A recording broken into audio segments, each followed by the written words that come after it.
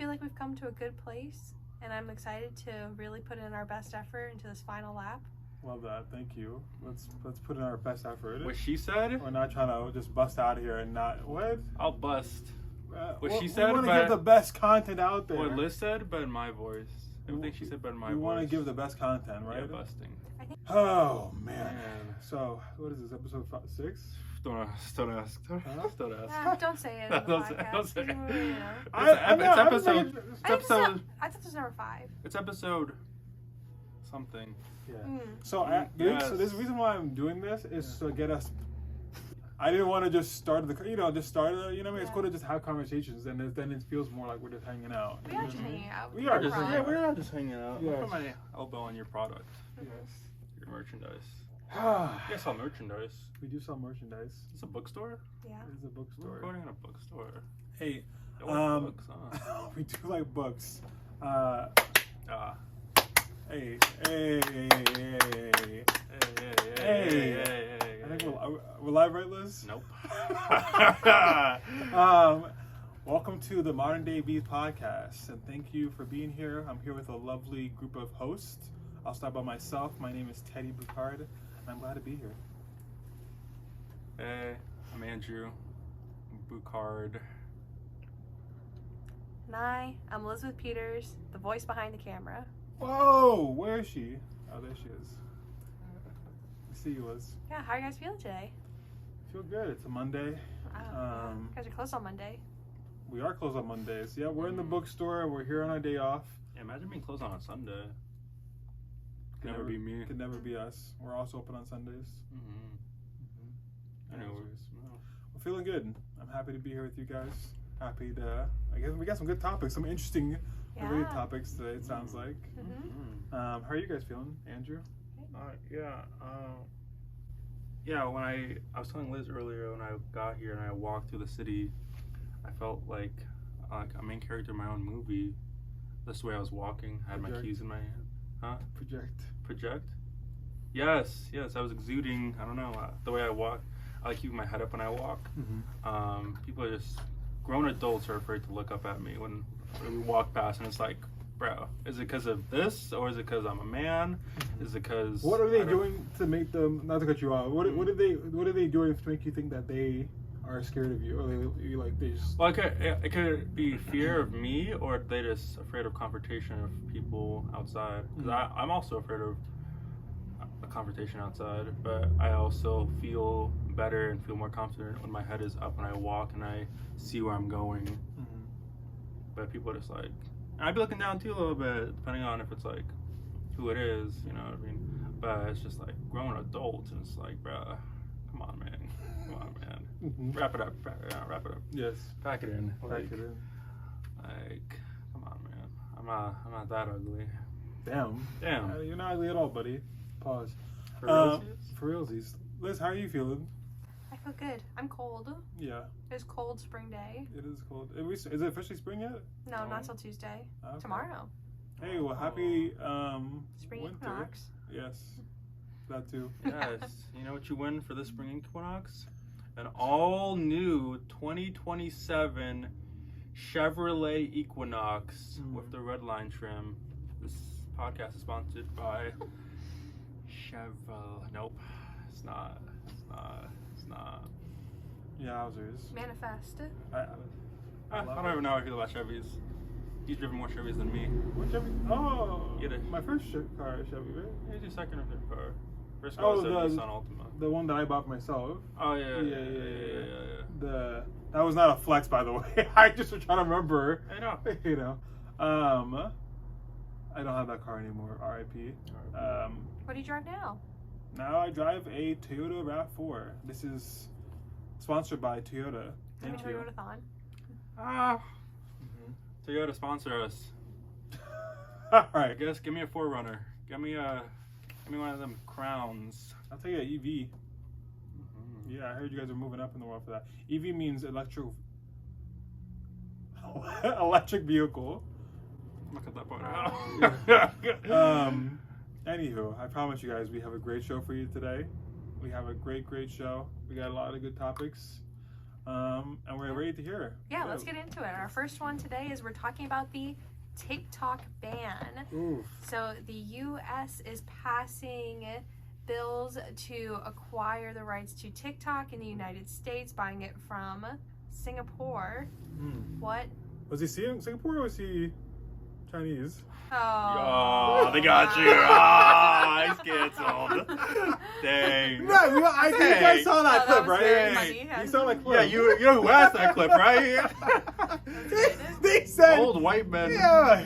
that are part of our government asked that clip, asked that question. My man, the CEO of TikTok, really was like, "I'm from Singapore." He was very happy about it, and then they kept asking him 17 times. But yes, the TikTok ban. Yeah,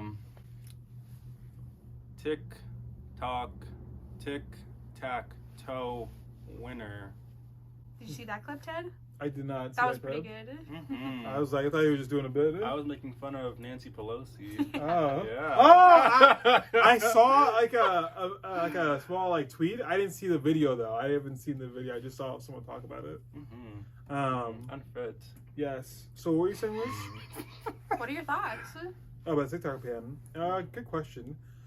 I think there's a lot of other things to focus in on as far as the government should be. I think it's really weird that there's a lot. I'm not trying to get.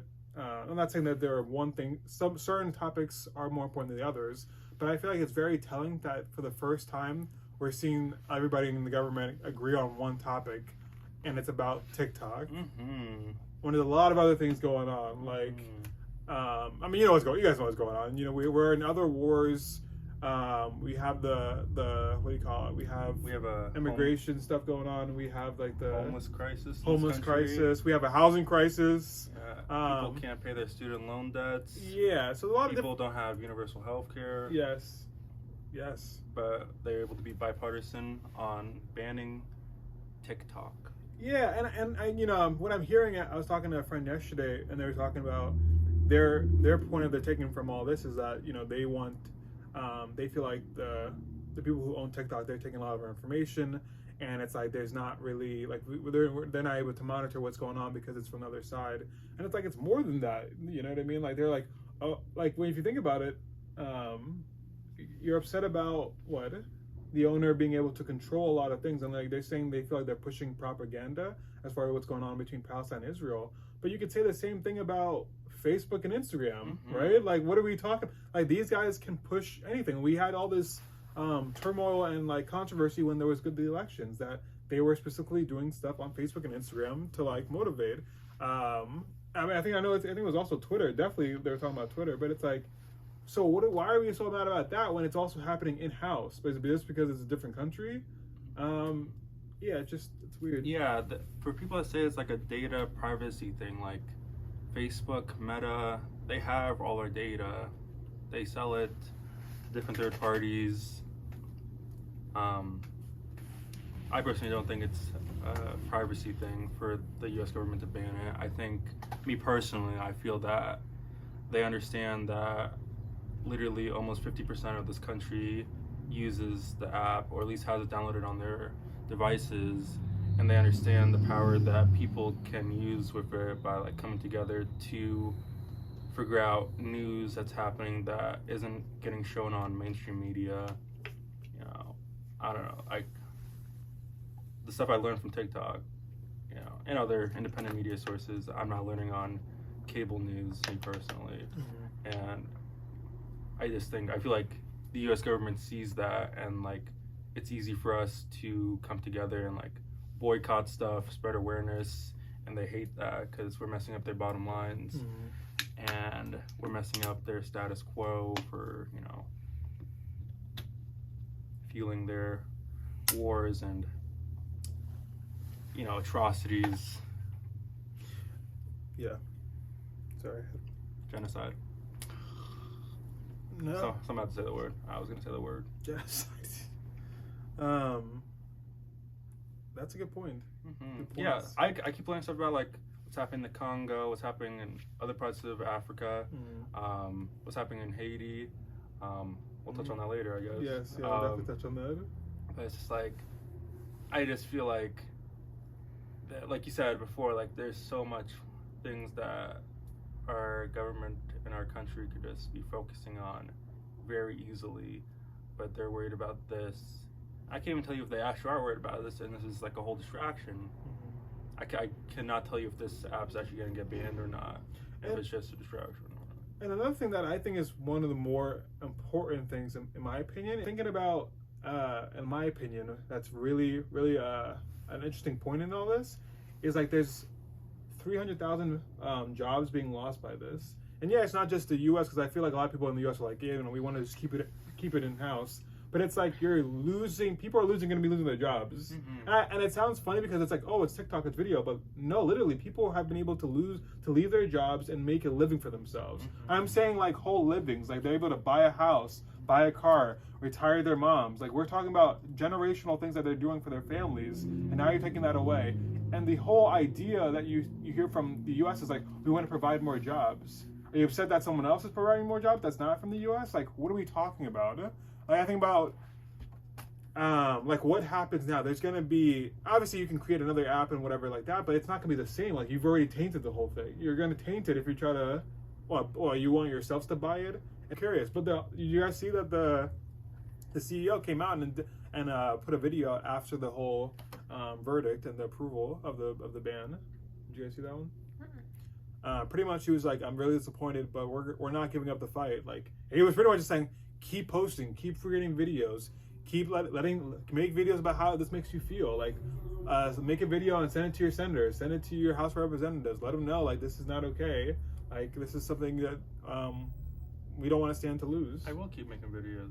Follow me on TikTok at Andrew2 Brazen. Andrew2 Brazen. Yeah. Yeah. What are your thoughts, Liz?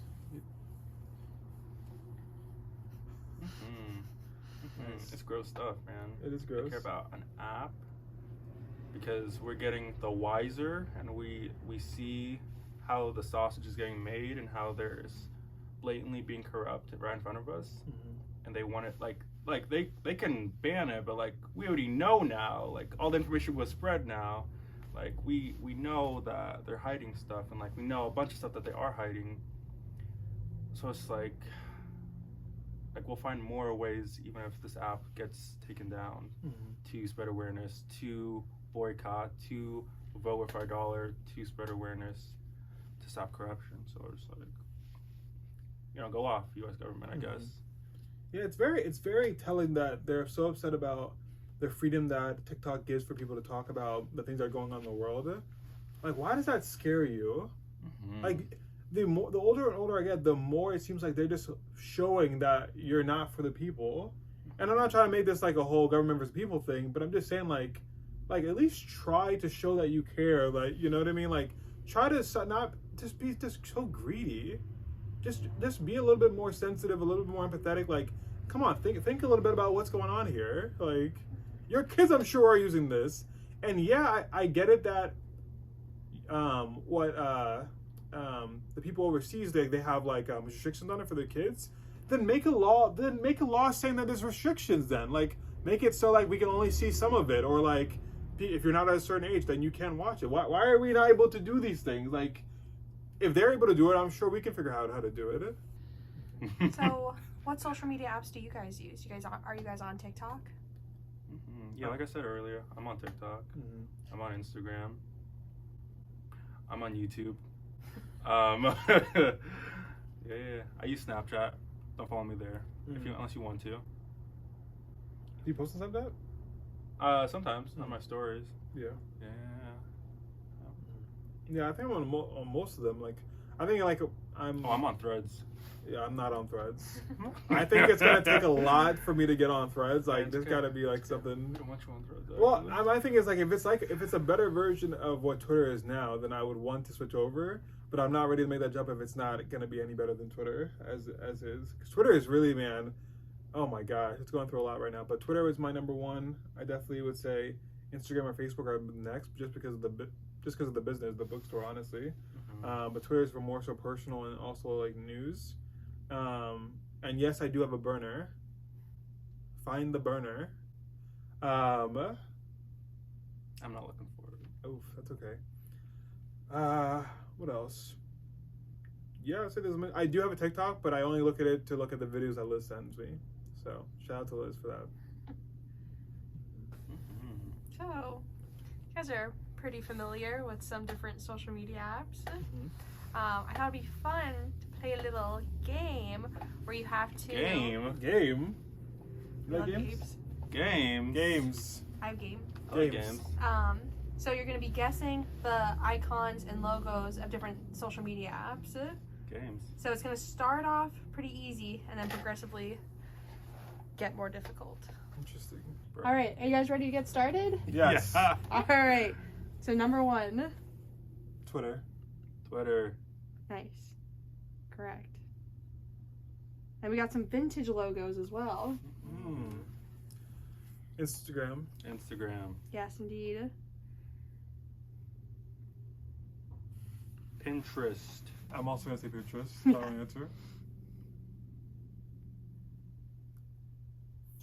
Facebook. Facebook. Wow. Whoa.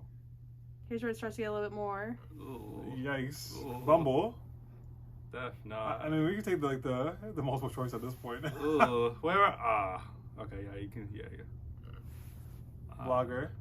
I'm also gonna say blogger. It's a B. Nice. Modern day B. Modern day B. Shout out to modern day B's. Oh, I know this one. Reddit. Yeah, Reddit. Twitter. No. Oh, Tumblr. Yeah. That was good. I would have got. I am not a Tumblr kid, by the way, everybody. I'm not I a was Tumblr on kid. Tumblr. I wish I was on loved it. Tumblr whenever it was at its peak. Yeah, when peak 2010 was Tumblrity was like a thing. So it was like your popularity on Tumblr. It showed you your statistics, and then that went away. And then up until 2012, it was still pretty good. Dang. I have not touched it in years. 2012 is crazy. It was over 10 years ago. Yes, I was a child. All right. LinkedIn. Wow. Is that right? No, that's not even an option. Oh. It's MySpace then. It has to be. Yeah. Right? I don't know. Yeah, because it's not Tumblr. No. That one's LinkedIn. Yeah. And the last one. Bruh. I'm gonna Stumble upon. Stumble upon. Yeah. I never use Stumble Is upon. that right? Yeah. Oh, okay. Very good. Dang. That was fun. I Now think that I we- won that round though.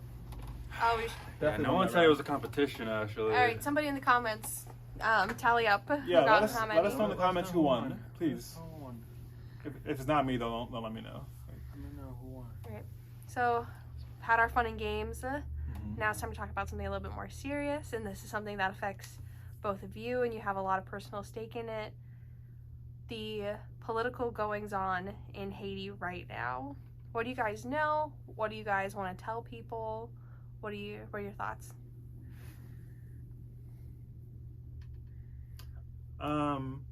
There's a lot of things in the news, so definitely just want to be careful where you check your news. But there are things that are very much true, and a lot of things that are very much stretching the truth. But all in all, it's just really tough that's going on. So there is definitely a lot of, it's true. There's definitely gang violence and gang wars happening right now in Haiti. It is also true that the people in the prisons were let loose. It's also true the person who was standing in as a leader of Haiti has been flown out to a different location. And once he flew out, the gang leader, I think his name is Barbecue something, I know, wild, came out and said hey, if you come back here, we're gonna start doing even more damage. So a lot of scary. If there are certain people who are in jail or in prison, these things could lead to that. I don't know.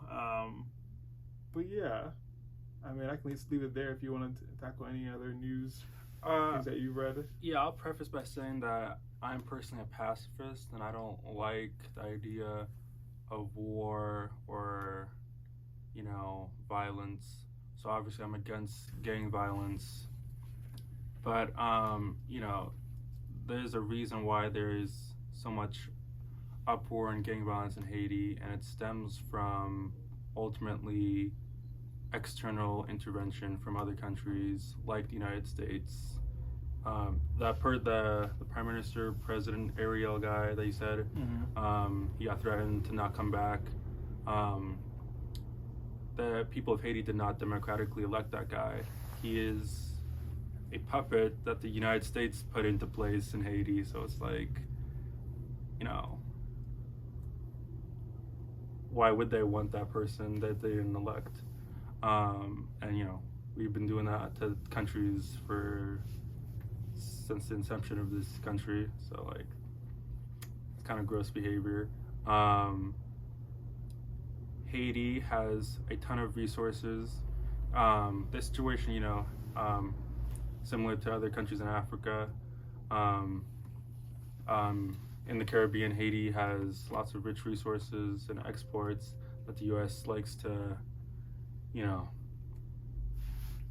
extrapolate from the earth and use it for products and for selling internationally. And I don't know, it's just like Western intervention in Haiti is just, I think it's the main catalyst for why Haiti is in the condition it's in right now. And this is like not new, like Western countries, especially the US and France. France has put Haiti in a chokehold since for like, I don't know, 2 centuries now? Since the country's inception. Can you speak on that a little bit more quickly, Liz? So the Haitian Revolution was happening around the same time as the American Revolution and the French Revolution. And during this time, Haiti was revolting against French rule and occupation. They won. They became the first freed nation of slaves in the world. And that's big. It was huge. Shout out to that, please. And they were set up. They had so much going for them. And then France was like, we are losing so much of our property, aka their people. You have to pay us back for all the property that you're taking and seizing. So them asserting themselves as people and removing themselves as the property of France, France has asked them to pay that back, and Haiti has been having to pay back that amount of money to this day. It is a ridiculous amount, and we will put the number down below. So did France ever apologize for any of that? Never. No, because why would they apologize if we're still paying? How is it that we're even still doing that? That's so gross. It's very gross. If this is public knowledge, if we all know this through history, why are we like? This is what I'm talking about. Frustrations. Sorry, honey, I didn't mean to cut. Yeah, I mean, I don't know if you keep going, Andrew. I was gonna list off like possible resolutions, but like, I don't know. I don't think they probably come to fruition because the U.S. and other Western nations have such a tight chokehold on Haiti and want their resources and stuff, and like to keep countries of a black majority, you know, down. So also, I just want to preface that a lot of these things that we're saying, it might seem like passionate and like one-sided, but these are things that are public knowledge. Like, you can do your research and fact check us. We wouldn't say anything else just for lies or fluff or propaganda. Like, we really want you guys to make sure you can fact check us, because we're really just showcasing like how we feel in a passionate sense, but definitely double check this to make sure. And it's okay to disagree with us, you know what I mean? We're doing this podcast for discussion. For back and forth rapport, you know, we want to be able to change a lot of narratives of like not being able to talk to one another. So let's definitely be open and have conversations, but also at the same time being respectful if we want to have these conversations. So what does possible resolutions look like for Haiti's distressed environment that they are currently in? Me personally, I see it as, you know, I think I brought this up to you, BRICS. It's like this relatively recent organization created. I think it's Brazil, Russia, India, China, with some other countries that I've recently joined as well. And they've created their own currency. They don't even recognize U.S. currency like that. So I like that. I like other countries putting pressure on imperialist nations.